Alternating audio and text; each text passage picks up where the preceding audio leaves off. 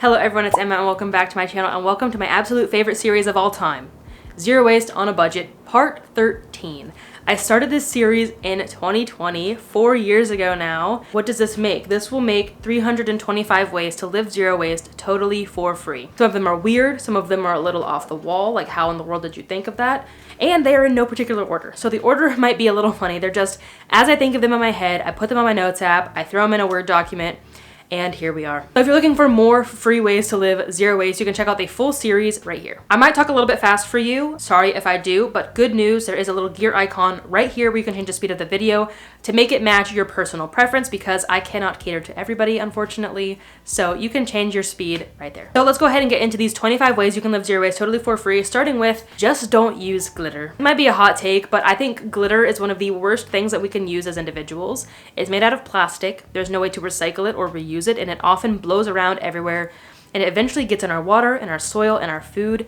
It's literally microplastics. Like, I know using my water bottle with the plastic lid, driving a car with rubber tires, that stuff inherently creates microplastics, yes, but that's kind of a byproduct of using a regular product. While with glitter, purposefully using microplastics. Try to find an alternative and please stop using glitter. Next is to reuse your pet water on your plants. As I said, these are all over the place. So when your pet's bowl gets a little bit yucky, take that extra water, dump it on your plants, wash out the bowl. Basically what I'm saying, don't let that water go to waste. This goes with any sort of water in your house.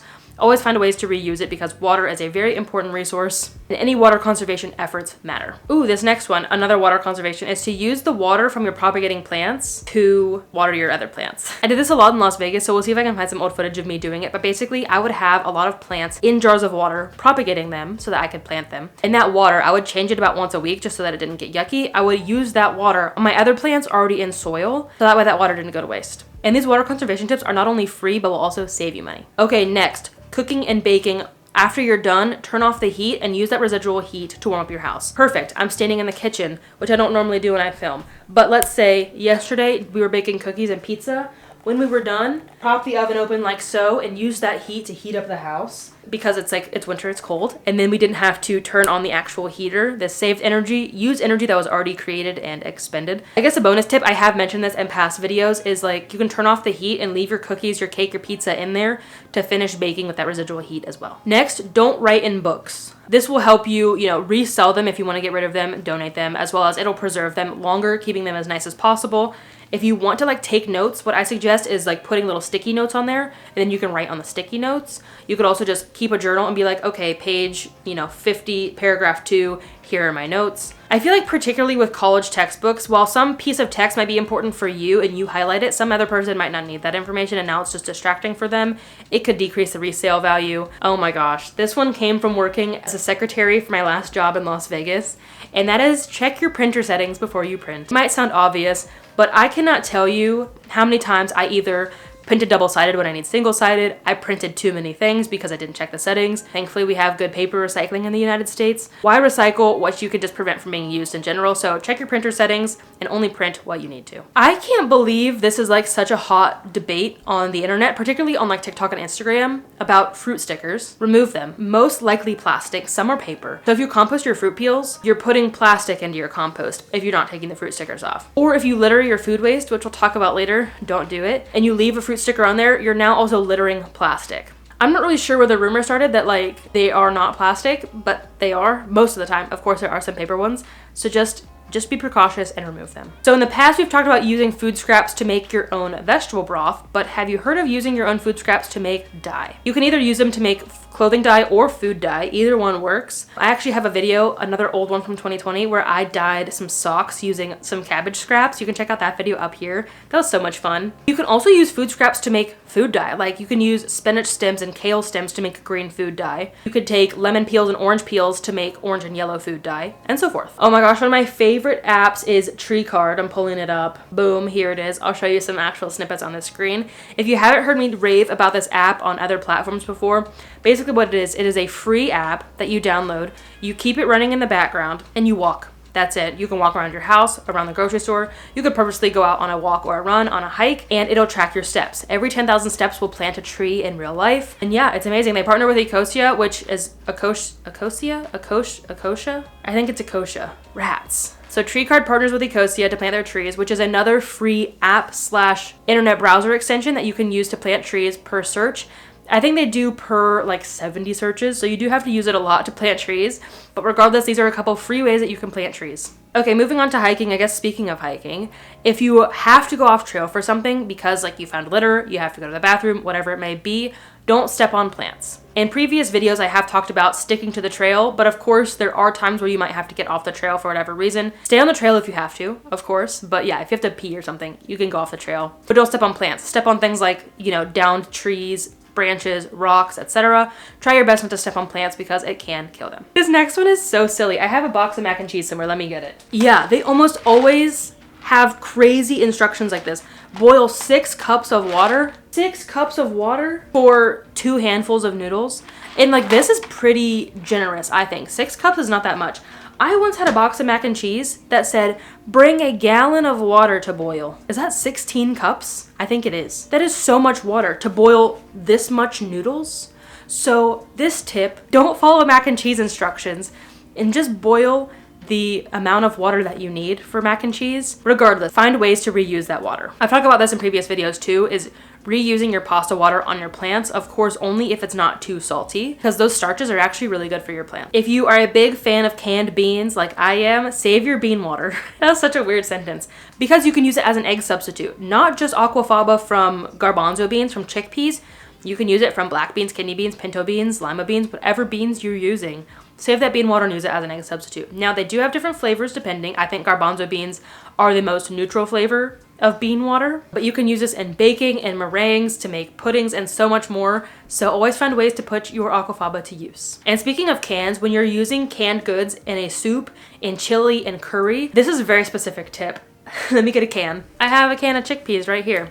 So let's say I dump this can of chickpeas into my soup. There's gonna be some residue left in the bottom. I'll fill it with a little bit of water, swish it around, and then use that water from cleaning the can in the soup. So that way the water's not going to use, and now the can is clean and ready for recycling. And the same goes for, you know, tomatoes, coconut milk, corn, whatever it is. Oh my gosh, this one is so specific, and I'm sure no one has ever thought about this before in the history of ever, and that is to trim the strings on your clothing so that they don't fall off and become microplastics in the nature. Gotta say, the Air Force gave me this tip, because in basic training we had to trim strings just because we had everything had to be perfect in basic training. And one day I mean not like in basic training, but like years later, I was like, wait, trimming strings is also good for the planet, because now those strings aren't going to fall off and end up in nature. So it's very silly, but I also like to do this on like particularly my outdoor gear when I'm out hiking and camping, like literally sleeping on the ground in nature, because yeah, this shirt that I'm mostly wearing indoors, probably fine. And the same goes for any pilling that you have on clothes. Like I've got a lot on this sweater right now, and I doubt this sweater is actually like wool, like this little chunk right here. Remove that and throw it away. You can do this with things like this pill remover brush or this pill remover like shaver kind of. I like to use the shaver on stuff that's more delicate. It sounds weird that an actual like razor shaver would be more delicate on stuff that I make handmade. And then the pill remover I like to use on stuff like fleece blankets, on furniture, and stuff like that. Okay, this tip is a little bit of a loophole, and that is to ask for zero waste swaps as gifts. That way you can still get like the expensive zero waste swaps, but someone else's money. Especially like if your birthday's coming up, if you're watching this around Christmas time, or whatever kind of gift giving season is happening, you, instead of asking for wasteful products, you can ask for a reusable water bottle, a bidet, for some nice zero waste deodorant, or whatever it might be. That way you can get all these nice zero waste swaps that might otherwise be a little bit expensive, but it won't cost you anything. Okay, these next 3 tips, and maybe it's a little cheating to put these as 3 separate tips, but I did it anyway. That is stuff like potatoes, carrots, beets. That stuff doesn't actually need to be peeled. You can eat the peel of them. It kind of depends on what you're making, of course. We almost always eat potato peels and carrot peels, because in my eyes, carrots don't have peels, but beet peels, I find that they're a little bit tough, and I like the texture of the inside more. So I'll usually trim off the peels of the beets and then feed them to Denahi. But generally speaking, this part of the plant is totally edible.